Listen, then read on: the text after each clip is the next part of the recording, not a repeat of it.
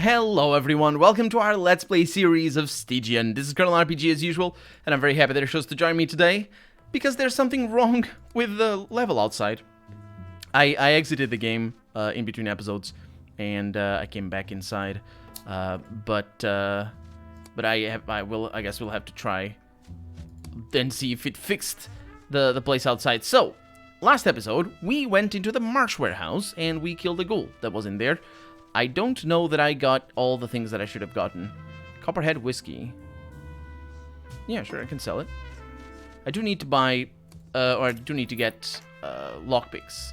And also I need to rest in the attic. Oh, please enjoy. Absolutely. I need to rest because we're exhausted. And I don't want to deal with that again. Also because it's always good practice just to rest a little bit and read some nice magazines. Are we good here? Thank you. Nothing is going on. Nothing is going on. That's my resting place. Okay. So we can't... Yeah, Eduardo can't be chosen to do anything. So I got the Sleazy magazine over there. That's going to help me a little bit. We have the gambling. Sure. I can do all the things. Yeah, go right ahead. And then we have you. We have medical research that we could study. Absolutely, I could. Also have these. Host of the Loa.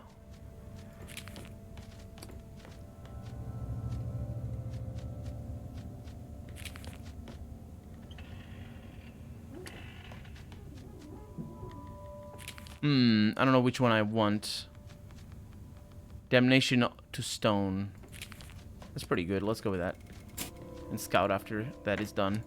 As for you, you can keep watch and do reconnaissance, even though it's probably not needed. Are we gonna be okay? Oh, that's right.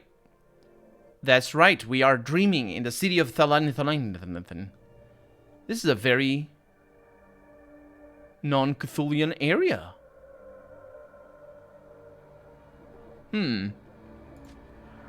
The outlandish, illogical manifestations of these spellbinding structures cluster the backdrop of this undefinable abstract vision. There's an aspect of impossibility to everything you see here.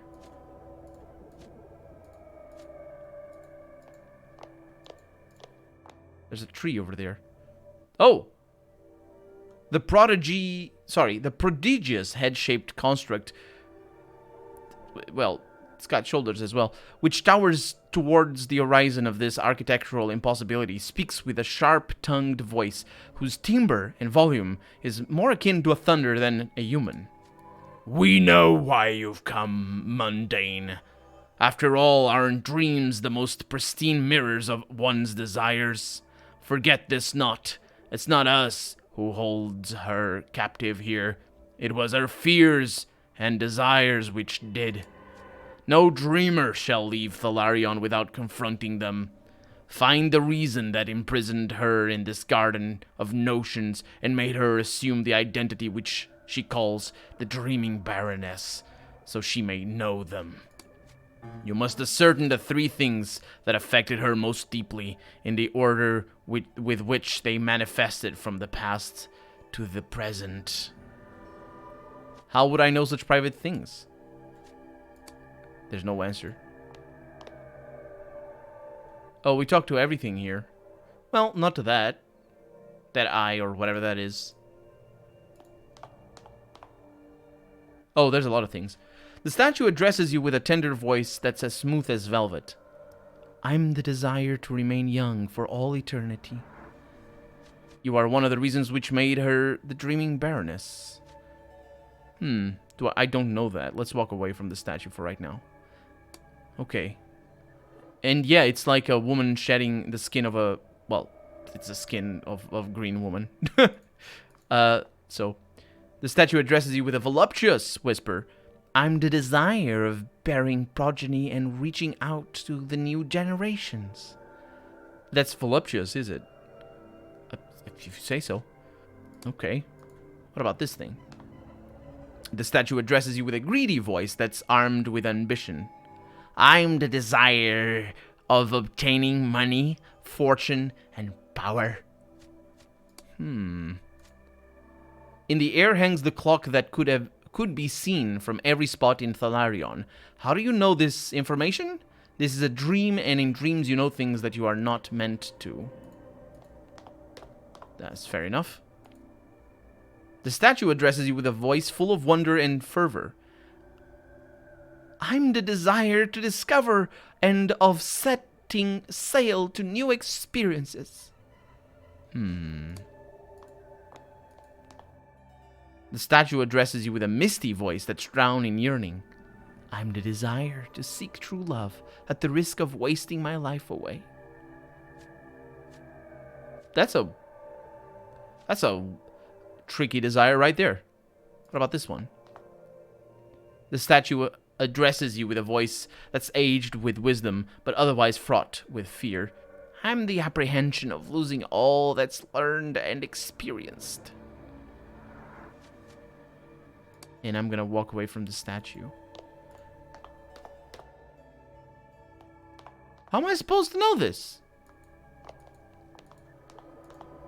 I've never seen... Oh. That's her, in the middle.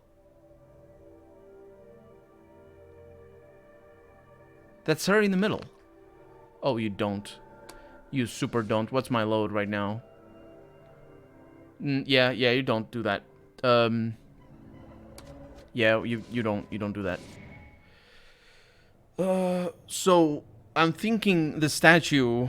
So this is a puzzle, but it's not necessarily a logic puzzle because we have so little to go on. It might be a visual puzzle, and if that's the case, then well, it's pretty straightforward, isn't it? It's just I just need to look at things. So let's do some occult research, damnation to stone, some scout, and thing, and go to rest.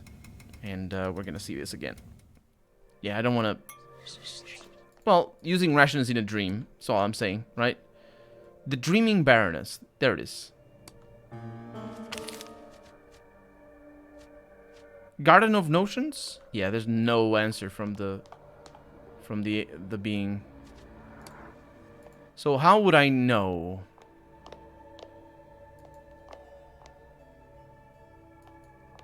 This is a... Okay. Oh, this works very well. So how would I know this? I think it works very well. The animations still work a little bit.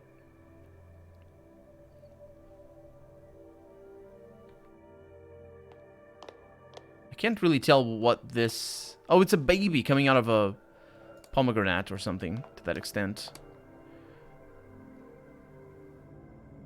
That's the greed. And then there's the clock. But there are three things that are holding her here. And the clock is pointing to that and to that, I would think. Let's give it a try. You're one of the reasons which made her the Dreaming Baroness.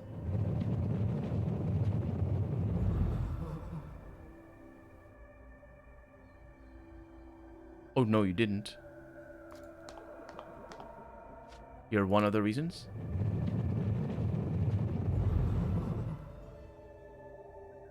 Oh, no, you super didn't.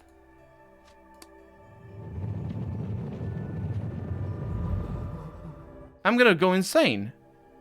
In a dream. No, I'm not. I'm super not. I chose... There are three... I chose all the wrong ones? I can't believe it.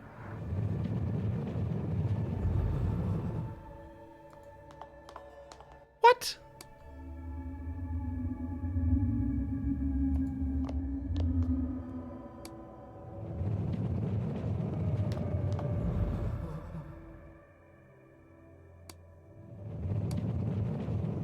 I don't get it. I don't get it. There's an option here that I can ask. Are you really a giant talking head? Can we be friends, giant talking head? I am one of the beings who inhabit Thalarion. Your kind calls demons. There is no... and before I said it, I saw it written in a different way. There's no single name that can define us. We are the walls and doors and stairs and spires and statues of Thalarion. We are Thalarion. Can you wake me up from this? No. Okay, so there must be something that I'm missing when this happens.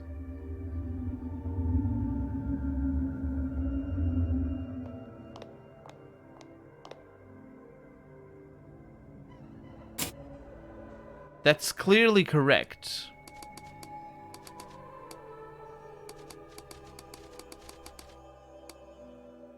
The demon head of Thalarion told me that no one can pass through the city without knowing themselves, and that Baroness was a prisoner of her own passions and fears.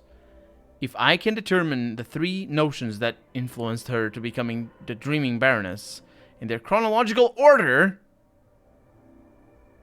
Oh, I'm gonna do that. I just don't know how to not...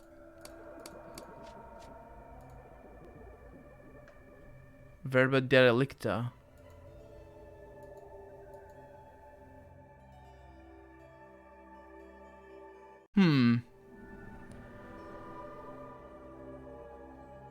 Right.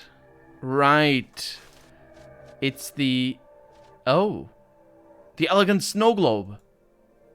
Right. That's how it is. What were you looking at now? The woman asked. The lust of but a moment ago was cooling for a serene interim, but which the fatigue of her body was responsible. For which the fatigue of her body was responsible. Nothing, the young man replies, diverting his gaze to the window, where clouds of snowflakes gently descended from a gray sky. The woman knew where he had been looking. His eyes had been fixed on the sagging flesh beneath her chin, the undeniable evidence of her advancing years. However much time or expense she spent on grooming or clothes, time fulfilled its duties without discrimination or mercy. A fierce desire to reverse this fate rose within her. Wouldn't everything be perfect if only we could remain young forever? Well, that does mean that that one is the next one. But I want to read the previous one. So let's read the previous one. I'm kind of surprised I actually figured this out, but I did figure it out. Let's see. It's just that I forgot that I had this. Oh.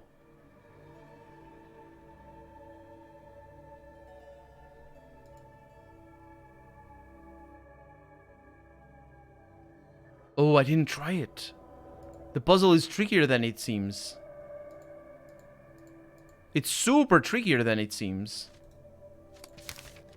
There's multiple pages. Oh, this is gonna be fun. The old woman was asleep in her room, where the queer azure light bathed everything in a throbbing pulse. Her awareness and thoughts now manifested in realms other than the one occupied by her physical form.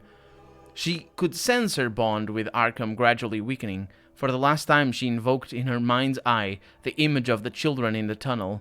She would visit them in her dreams and calm their frightened, palpitating fears. Or hearts, rather.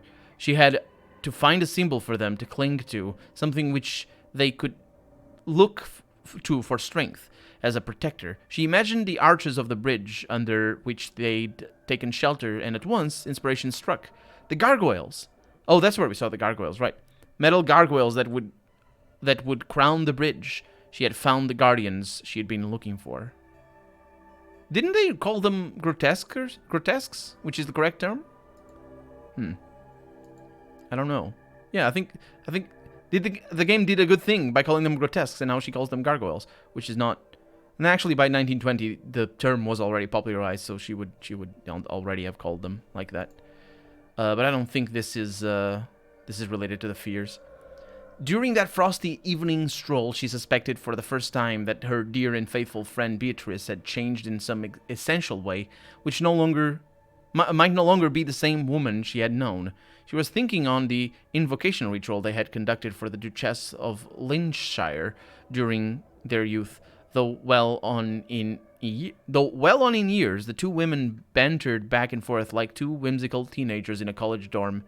But our absolutely best idea was college dorm. Women. in 1920s. Really? Good stuff. But our absolutely best idea was to inflict Andrew, the Duke of Wales' son, upon her. Oh, and what an incorrigible leech he was, said the woman, turning to her old friend. But Beatrice's expression showed nothing but dim befuddlement, though mere moments before she had been giggling maniacally. Now she looked about herself, vacant, with an expression like a stunned pigeon. Fear, as sudden as it was sharp, pervaded the woman's mind in that moment. She realized all at once that her friend was growing senile, that in itself was terrible, but worse still was the realization of how fragile, how rooted in decaying organic flesh his memory and knowledge. She could never accept this simple fact. All that she had discovered, all that she had learned of the lore of the world, it couldn't be all for nothing. There had to be a way. Yeah, so we can tell this one is the one over here. The one where the fear of losing all that was known. The date is kind of tricky, though. So it's all snowing. But then again, it would be, wouldn't it? Let's figure out the date after. The woman watched as her second husband brusquely exited the house. You can see that she's a lot younger now. Or it looks a lot younger. She can pull that off even at her old age, I'm sure. He had long abandoned the green pastures of courtesy, but she paid him no mind in any case. To her, he was nothing but a clumsy marionette, made to dance by a mute puppeteer. Still, she could guess at the broad strokes. Progeny, legacy, lineage, heir. Though intense anger welled up inside her at this irredeemable man's attitude, at the implication she was somehow incomplete. The lasting emotion she would come to feel was relief. From her window, she watched the resentful man climb into his carriage. Falling snow would soon blanket the streets of London, would soon bury everything. I don't think this is one of them. The woman was, as of yet, unversed in the ways of evasion, which she would so frequently employ in the future, which made it difficult to tolerate her first husband. There was only one activity which they both enjoyed, traveling the world. Oh yeah, you can see the age as well again, I suppose, maybe? I don't know. Again, she can pull that off at any age. From this distance, anyway. Oh, come on. It's tricky. If you click anywhere but the arrows, things happen.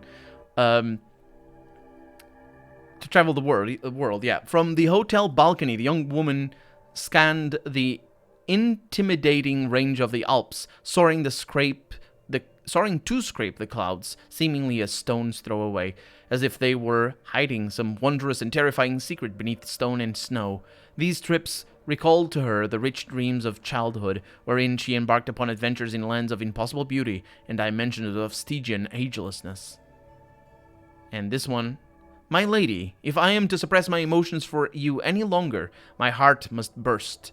Exile me if you will, or punish me, but know that you have become the only truth of my life. To merely exist in your presence is love enough for me. The butler's words touched her heart, provoking a pleasant reaction both emotionally and physically. While they walked at a meditative pace through the snow-covered orchard, the woman held her tongue and reflected. Not physically held her tongue this time around. As much as she valued the man's attention and loyalty, he wasn't the sole player in her love games, but he would prove an extraordinary comrade. She was absolutely certain. But that he would prove, yeah, she was certain that he would prove. Okay, so the hair here, you can see. She has a lot longer hair. No. The problem is I can't tell the age here. So I'm gonna bet that this one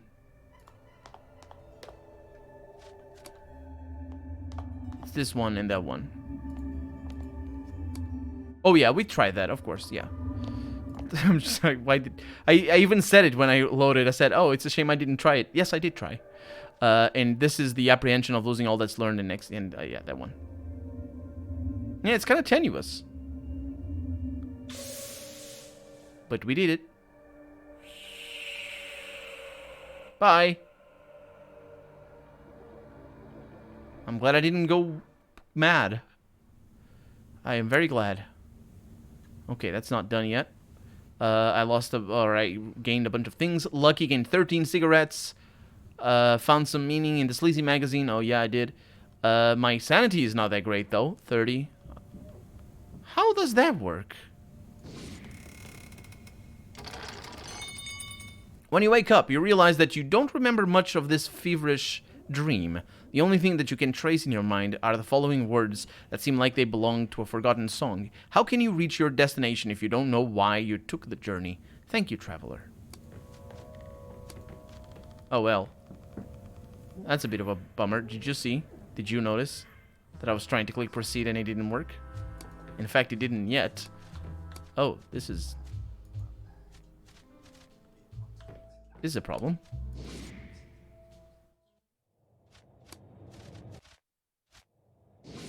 Let's do the autosave. Yeah, so we did it. That means that we can go back to the French Hill, I think. Yeah. And also formaldehyde. I have the formaldehyde. I wonder what Stanley's... Yeah. So where do I need to give the formaldehyde to? Who do I need to give the formaldehyde to? Stanley. Sure. Yeah, I also don't know why the sanity works the way it does. But I'm good with it. I don't know, I have no idea. I suppose it's because my exhaustion sort of limited it or something, but it's good. That icon that I have is going to be very helpful, so I'm good with that. Let's see if I can talk to you now that I can. Nothing can... Oh, seriously? Well, we need to go in there again, so it's not a big deal. Richter's drugstore, that's not where I want to go. Let's just look at the map here. Can't look at the map. Oh.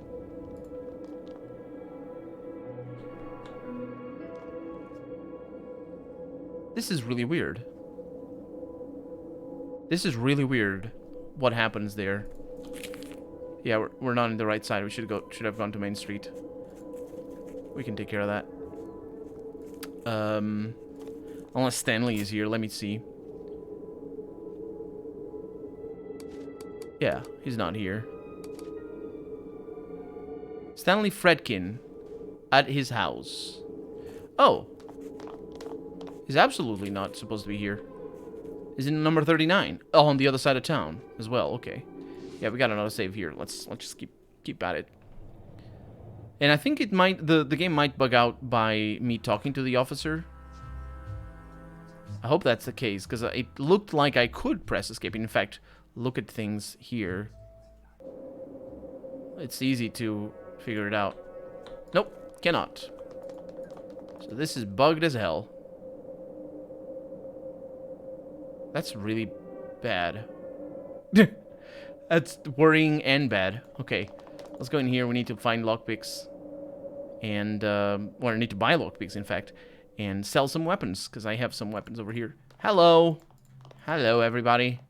What is up? Okay, so... let me give you... that axe is pretty good. So the shovel is not what I thought it was. Okay.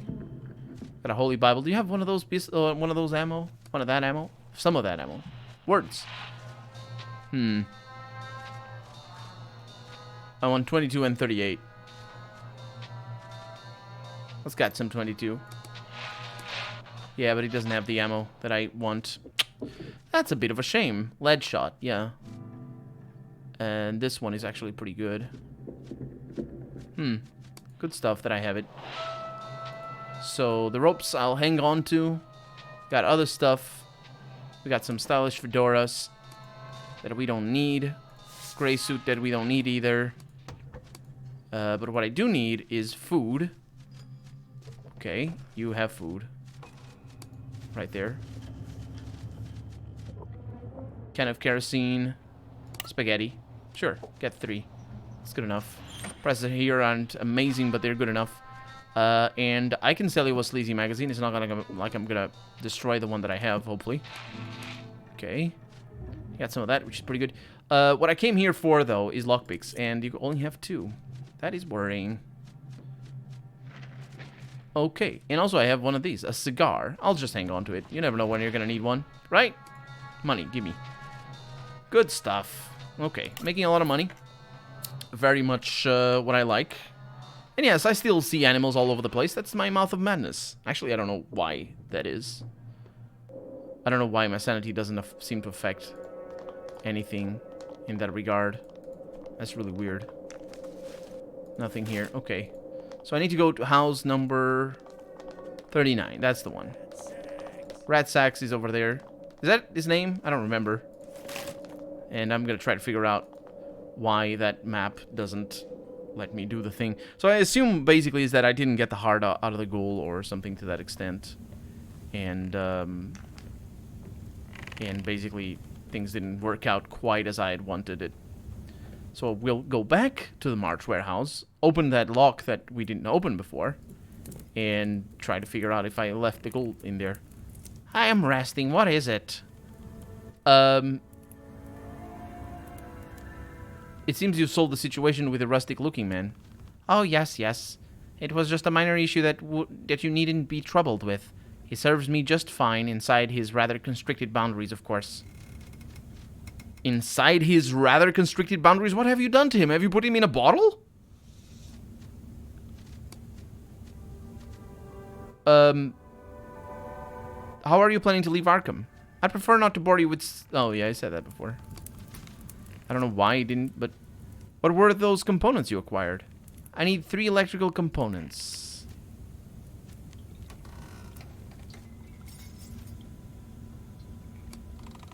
Yeah, I got that. Why was it different?